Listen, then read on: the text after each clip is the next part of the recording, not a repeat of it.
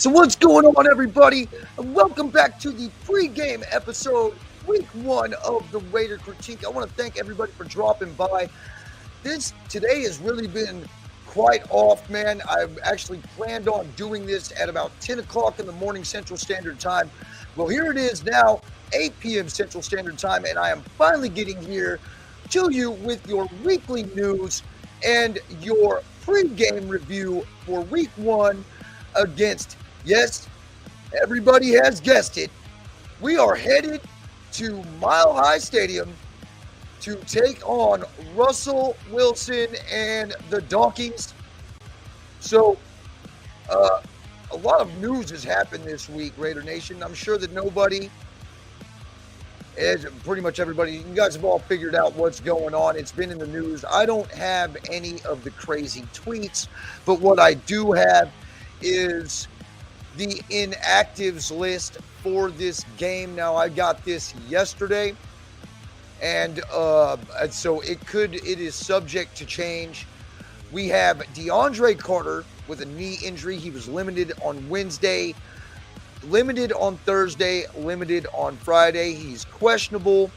Cornerback Brandon Facyson with a shin injury. He did not participate all week.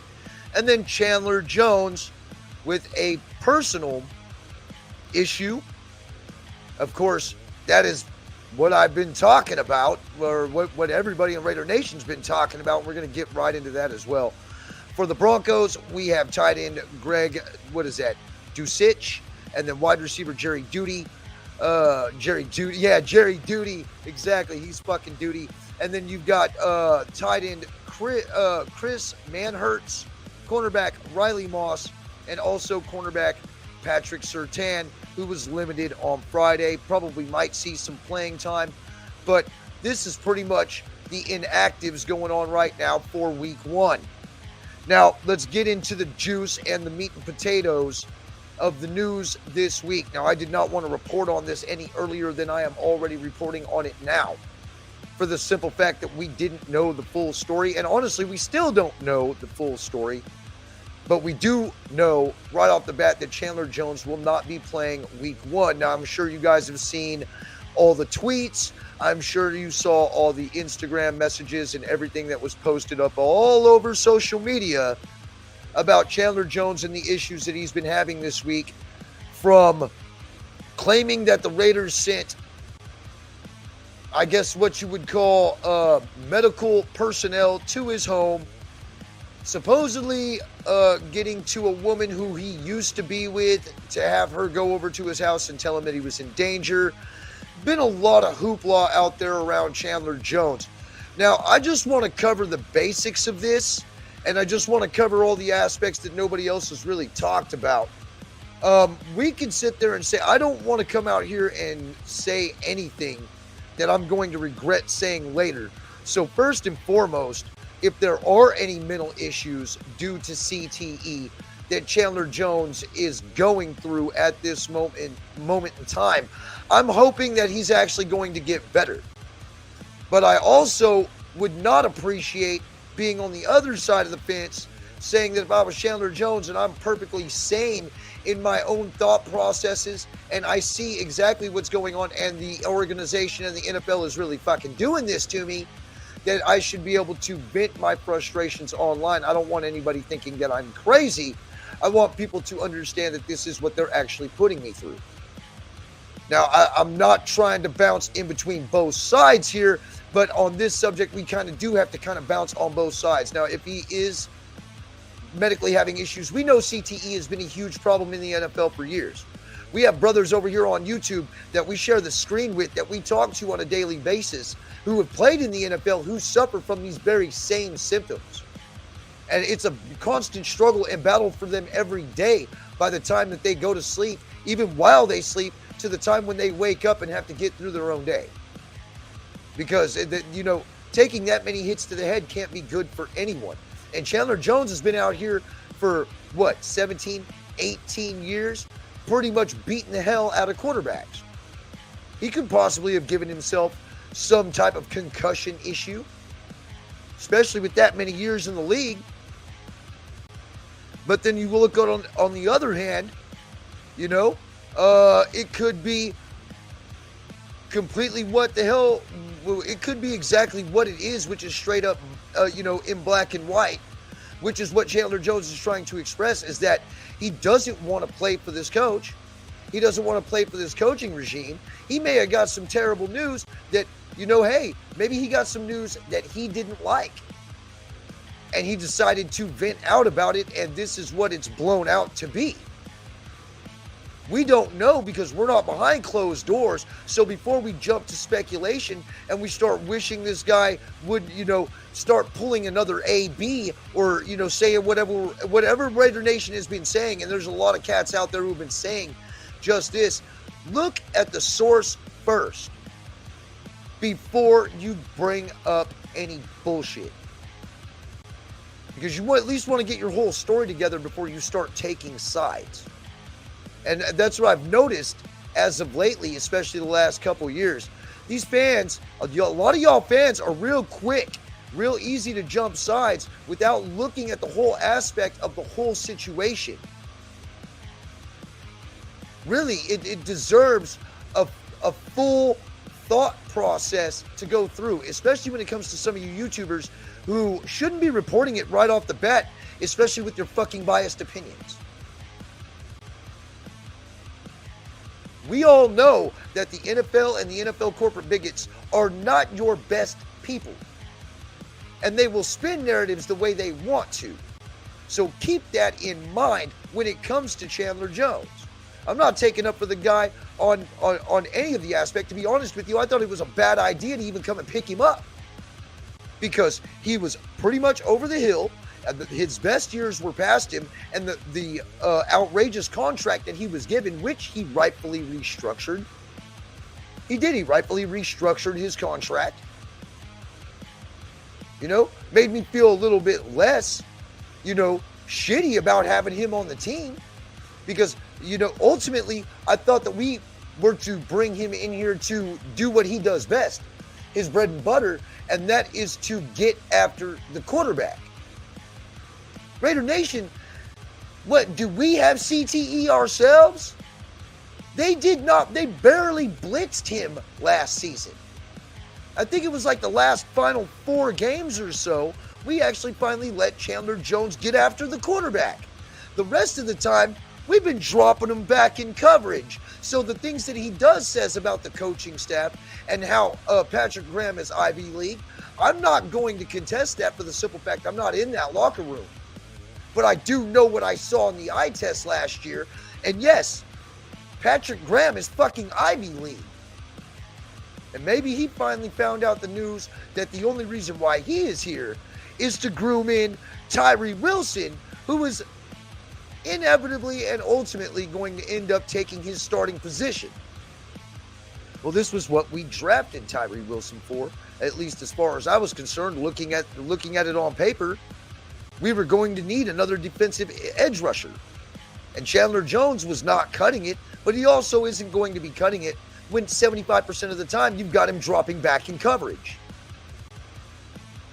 Yeah, sometimes I just wonder on whether we're using our guys correctly. But, it is what it is. We have his backup, or we have his replacement already on the squad that we drafted this year. And more than likely, we're going to obviously see this guy get some playing time tomorrow against these Broncos. And I think it's well-deserved. It's going to be a breath of fresh air. Like I said, I have never been a real huge Chandler Jones fan. Thought he was a waste of money bringing him over here. But it would have been nice, to at least have him on the sideline or at least have him on the field a couple plays to give this dude a break. It's really unfortunate if he's suffering from some type of mental illness. It's also really unfortunate if the NFL is portraying a narrative making him seem like that he is going crazy when ultimately he's upset over having to pretty much train his replacement. It is what it is with some of these guys, man. Some of these guys got egos and they don't want to go in there and train their replacement. You saw some of the tweets. He was like, what the hell did you bring me to Vegas for? Well, I can firstly say that we brought you to Vegas, Mr. Jones, to get sacks. And ultimately, you did not do that. So we drafted your replacement in the 2023 NFL draft in Tyree Wilson. Really, in all actuality, man, if, it's an unfortunate turn of events, but if you're trying to have a standoff with this franchise and organization, ultimately you are going to lose. And as we can see already, you're not really in the win column by not being able to suit up to go against Denver tomorrow. So that's all I'm going to say about Chandler Jones. But we also had more news pop off, Raider Nation, that Jimmy Garoppolo has restructured his contract to ultimately save the Raiders $17 million in cap space this season. Now, I did pull up an article, and it's right here from NBC Sports. So let me go ahead and switch on over to that. But first, I need to move over to this here, because if not, it's going to look awful weird when I jump back over into sharing my screen here. I love how everything's all at the fingertips, man. Hey, thank you everybody for jumping up in the chat, man. I'm going to shout y'all out in a minute as soon as I get all of this out of the way. I really like to get everything knocked out real quick before I go ahead and start talking and mingling with y'all, which is ultimately what the hell I'm here to do anyway. But anyway, here is a report by Pro Football Talk about Jimmy's restructured contract. Now, it's unclear. Now, the Raiders have restructured the contract to quarterback Jimmy Garoppolo, Field Yates of ESPN reports. It's unclear exactly how the team tweaked the 3-year, $72.75 million deal. Garoppolo signed as a free agent this offseason, but Yates reports that it has created $17 million in 2023 cap space.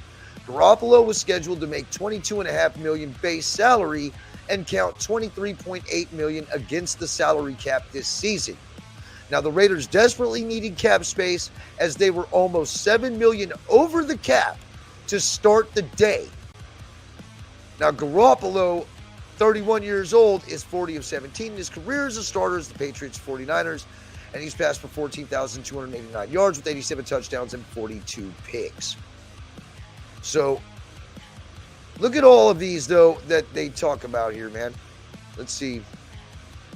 It's not a very good article, but that's something I wanted to talk about also. What do you guys think about that? Now, a lot of people would probably, talk a lot of shit, sit there and say, well, Derek Carr talked about restructuring his contract to stay with the team. Yeah, probably, but here's the real question, Raider Nation. Here's the real question. And I'm going to fucking goddamn just drop it down like this, dude. All right? We've watched this coaching regime give up on draft picks early. Already. They brought in Chandler Jones to that massive contract. Ultimately, he's not even starting week 1. Second season he's here. See what I'm saying?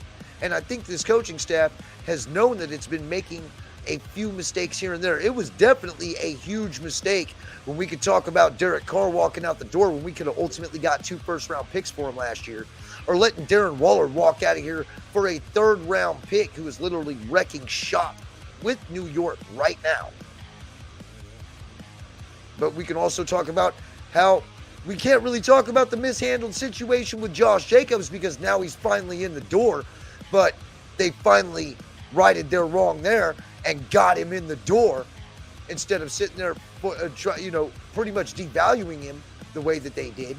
And now everything's good there. And now we have Chandler Jones. We have all these draft picks that they ultimately didn't believe in. In Butler, they wound up letting him go. Ended up trading with the Kansas City Chiefs. I haven't even gotten on here to talk about that yet. But that's something we've never done, is trade within the division. And that was some fucking bullshit. Oh, Waller's already out? It doesn't surprise me. But, dude, We don't know exactly what in the hell is going on when it comes to this whole Chandler Jones situation. All I do know is that this team better get it together fast, because we got to go to Mile High Stadium and play the Denver Broncos. And even though the Denver Broncos have not looked very scary in the past, we don't know what they're going to look like this year. The best way to actually be able to come and be a part of winning in this next week, we're going to have to play together. We're going to have to play as a team, and it's going to have to all come together. And I really wish that we could start a season where there isn't some fucking mega drama around the damn corner that literally sidelines or curbs the momentum of this football team on what we're trying to build here.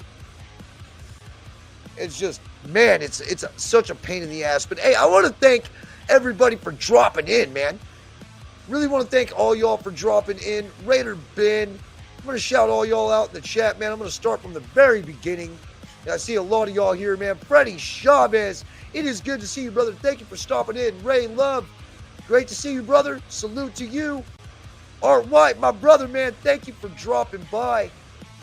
And hey, we got Rebel Raider in the house. Thank you for stopping in, brother. We got El Capitan Rafael, man. Thank you for stopping in, brother, man. And thank you. This has been your pregame episode, which it hasn't really been much of a pregame episode, because I'm really just looking forward into finally seeing some legitimate football be played in damn near 7 months. And I know everybody's got to be happy that football season is finally here, so at least now we have something to entertain ourselves. And I'll tell you what, man, being an adult, being a parent, it's rough. What's going on, JB, man? Thank you for dropping in. Dart, my brother, man, it's good to see you. Welcome to the Raider Critique. Nutty Raider Nate, man, thank you for dropping by, brother. Cool Kev, one of my absolute greatest friends and moderators, thank you for dropping by, brother. We got Ryan Miller, man. Hey, thank you so much for dropping in, man. Now, he can still set the edge, but you can tell he lost a step at getting to the quarterback. He did lose a step, but he was still able to bully. You know, and that was ultimately what we brought him in here for, was to rush the quarterback. But I honestly didn't see this guy, you know, in the backfield very often. Or when he was back there, I mean, it was almost like, what, maybe 1-2 plays out of a game? It's really not what I expected to see out of a Chandler Jones that was brought over here. A guy who was just coming off 10 sacks, a 10-sack season. Ultimately, yes, he did have 5 sacks in one game, but he did produce 5 more sacks later on that year.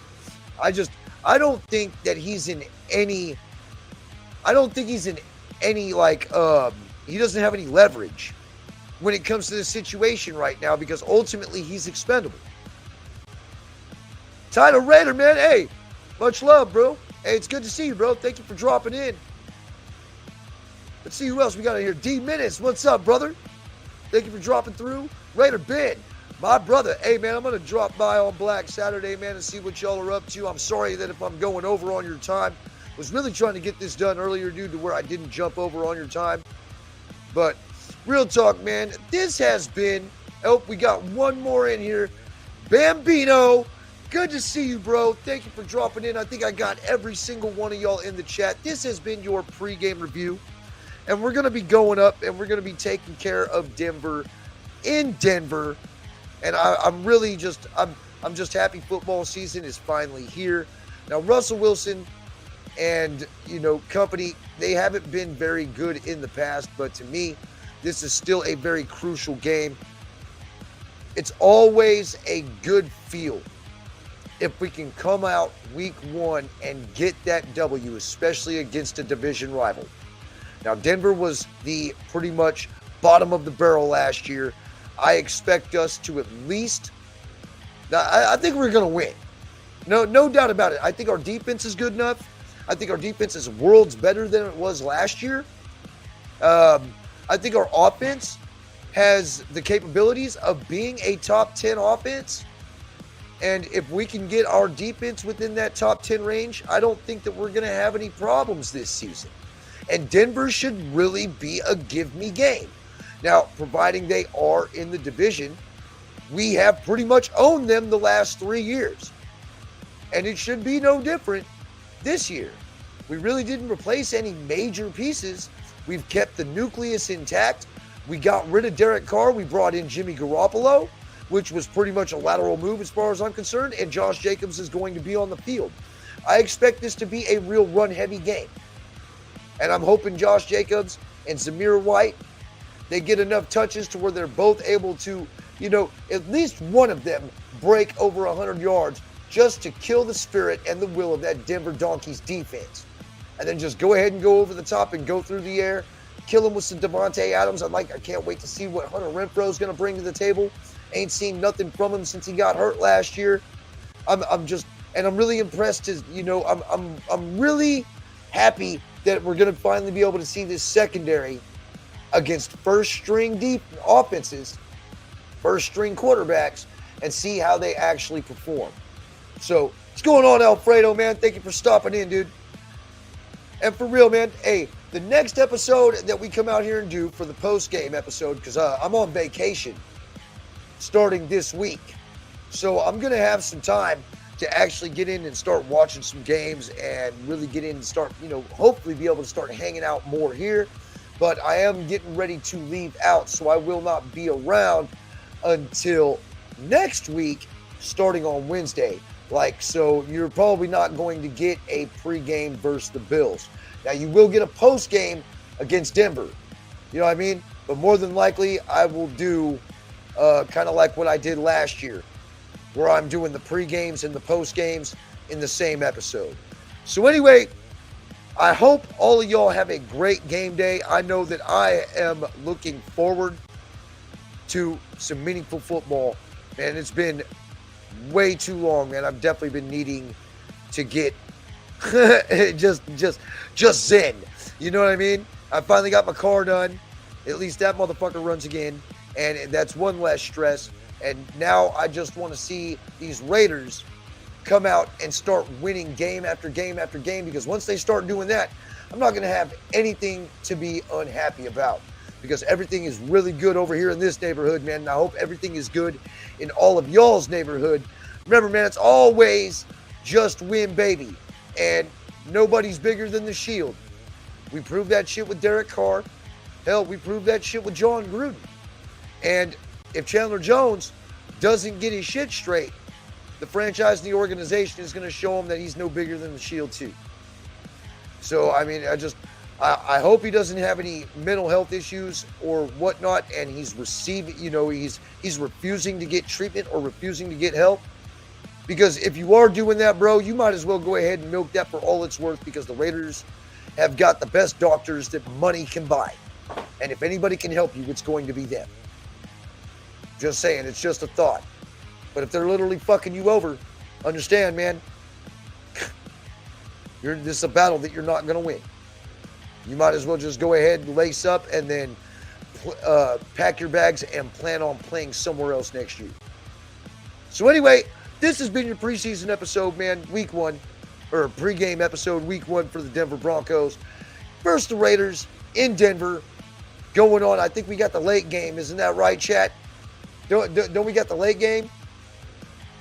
You know what I'm saying? I think it's 3:25 here Central Standard Time is when we're gonna finally get the game. Tune into Black Saturday tonight, guys. Raider Ben's got a fucking hell of a banging channel over there, and he's always got a banger of a show on the Demon Benther channel, bro. So go check that out, and I will see y'all on the post-game review after we hopefully destroy these Denver Donkeys and go home with a smile on our faces. As always, man, Raider Nation for life. Let's go get this W.